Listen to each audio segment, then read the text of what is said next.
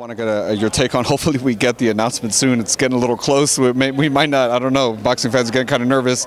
Errol Spence versus Terence Crawford. How does the southpaw on southpaw battle play out? And I mean, everyone says southpaws have issues with other southpaws. Does Terence still want to turn southpaw, even though he's going to have that issue as well?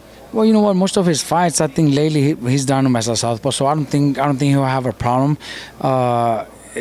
Man, I hope we will see it before the end of the year. You know, if they're planning for November, we don't have that much time, man, for the tickets, for everything, just to find a location. Maybe they already have everything done already, and they're just playing with us. But fans want to buy their tickets too, and we want to start making plans. Because man, that's the fight that everybody wants to see. Hopefully, it does happen, and if it does, it's going to be one of those fights where the fans are going to be happy, man, because it's a 50-50 fight, man. Very close fight. How does Terence deal with Spence's aggression, pressure, and the body punches? How does he deal with that attack? I think Crawford's got everything, just as Spence does. Spence has an answer to everything, man. He's a perfect fighter, but so is Crawford. I just feel, I might be wrong too. I just feel like Crawford has a little bit more of that dog in him. I just feel like it. So that's why I lean towards Crawford, but it's a very tough decision, That's why it makes it such a good fight, because it's hard to pick. It's 50-50. Honestly, anything could happen in that fight. Man, one of the last times, at least I saw you, was in Texas with Errol Spence and Ugas. You were with Ugas, obviously. Yeah, right. What did you see from Errol Spence that night that maybe you didn't expect? Yeah. No. Really, what I saw from Spence was the best of him. Yeah, it was one of his best nights.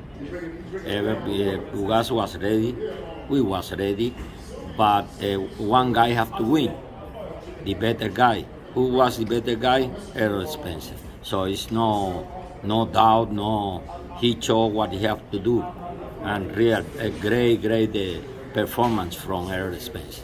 With that, now it looks like we're looking at Terence Crawford. You obviously had studied Errol Spence, had a good look at him with Ugas. How do you see that fight playing out with Crawford? Actually, for me, even Errol Spence bring the best of him. Crawford is more than it in many departments. I really respect Errol Spence, and I can tell you, Errol Spence, his determination is higher than anyone. So that's why he been succeed until now, no doubt. Always no doubt. Crawford is the guy who is so intelligent, is so flexible during at real time. Then anything can happen. For me, with all respect, I just kind of a boxing fan. Should win Crawford. And you said in different aspects. What aspects do you see that? Technically, is better. Power is better. Is the guy who knows his game very well. So when I talk about flexibility in the fight, is he can adjust very fast. For example, I remember, I was not there, but I remember when he fought with Gamboa. Gamboa was beating him in his orthodox position, but after he switched to south, and then that's it.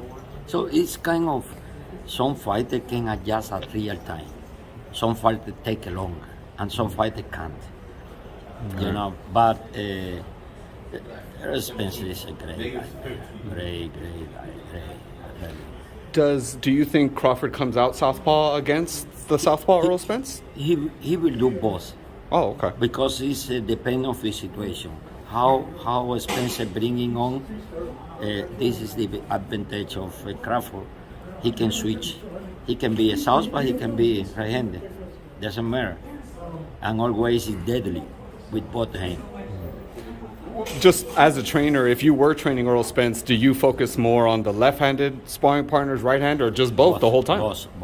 Oh, wow. I remember I was not ready with Gamboa, but I recommended Gamboa team in that time to have two kind of sparring partner. Oh. You know, slicky and deadly. Lefty, righty. There it is, Ismael. You're the best, man. Thank you so much for your time. A fight we talked about it before, Spence versus Crawford. I know you game plan for Crawford with your son Jose. How do you try to plan out fighting someone who switches as easily as he does? Well, the best thing I can tell you, to beat Crawford, you got to have a good jab, and be patient and go to the body and be super patient, because he is super patient. He'll hit you, he'll move around, and if he knows that he's hitting you, he'll risk a little bit more. But I think with Crawford, once he feels those big shots, he's super careful. And then he'll just try to box you, and try to get you hurt. And if he sees that he gets you hurt, he'll try to take you out. But if not, he's super patient just to win the fight. The first few things you said is that you have to have a good jab, good body work, and patient. That kind of sounds like Errol Spence, right? How does Crawford deal with that, the body punching and the relentlessness of Spence? Well, that's a very interesting, because like I said, both of them are very patient. Right. So whoever shows up that night and it's 100%, and whoever makes a mistake is going to pay for it. Right. So that's all down what it comes down to. Whoever makes a mistake is going to pay for it. Kenny, you're one of the few, off the top of my head, trainers that has prepared for both Spence and Crawford. Looking at both of those guys, having the up-close look at both of them like that, I don't know, give me an evaluation of both guys. Is it kind of splitting hairs as far as talent-wise with these guys? They're two different guys. I'm not taking anything away from either guy. I think Errol's a great fighter. I've had opportunities to work with him. I've had opportunities to spend time with him. I traveled all over the world with him. Great fighter, undefeated fighter. Can't take nothing away from him in any type of way. I'm an Errol Spence fan, except on nights when he's fighting Shawn Porter. Terence Crawford, I'm in the same situation with Terence. I traveled to Venezuela with Terence in 2007. I've been in national tournaments with Terence. When I see Terence, I'm happy to see Terence. Never thought any of those times we traveled, things we did, they were in totally two different weight classes, that they would ever fight each other. But it happened. So both guys got decisions. Both guys, well, one guy got a decision, was a stoppage, but the other guy got a decision. And both guys, have shown that they're at the top of their class. And both guys, I believe, should have to fight each other. They should fight each other. Hopefully they work that out and they get that fight and make things happen so that these questions get answered in the ring and not just, on camera. At this point in time, it's hard for me to decide.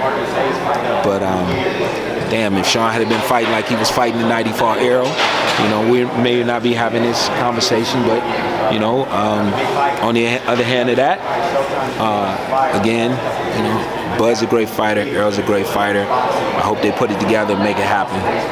Maybe that didn't answer your question, but that's just my position, and you said it was splitting hairs. Right. You said that you're a Spence fan other than the night he's fighting. Yeah, and the same thing for Bud. I was going to say, are you a Spence fan when he's fighting Bud? or is it, again, we'll see what happens? I hadn't thought about that. I hadn't thought about that. If you push me, I'm probably a Spence fan, because but then if you push me, I'm still a Bud fan, but it's an amazing situation for both of those guys. I'm talking about their careers right now. It's an amazing situation for both of them being. It's a blessed situation for both of them to be in, to have the chance to fight each other and be undefeated, and then put all the questions aside, But yeah, Yeah. It's right there, huh? Nah, but I mean, you know, like I said, if you push me, you know, I gotta say, you know, me and EJ, we go way back, you know, and the same thing with Bud, but. You know, Does that have to do with Spence not trying to fight you at any point of his lifetime, and Crawford, yes, trying to do it? No, Crawford trying to fight me just made us closer. Okay. You know, that just made us closer. Great guys, man. Great. I mean, these are great stories to be able to tell. Nobody else can say they squared up with Terence in an alleyway. Nobody else can say they was on a plane that the landing gear wouldn't come out with Errol. You know, nobody can say. I can say that. Right. You know, I can say those things. So I think, you know, considering the fact that we was in a life or death situation, Errol's my man. Right. Errol's my man. Right, the plane going down, me and Errol, that's my man. It. That tips it over. Yeah. That,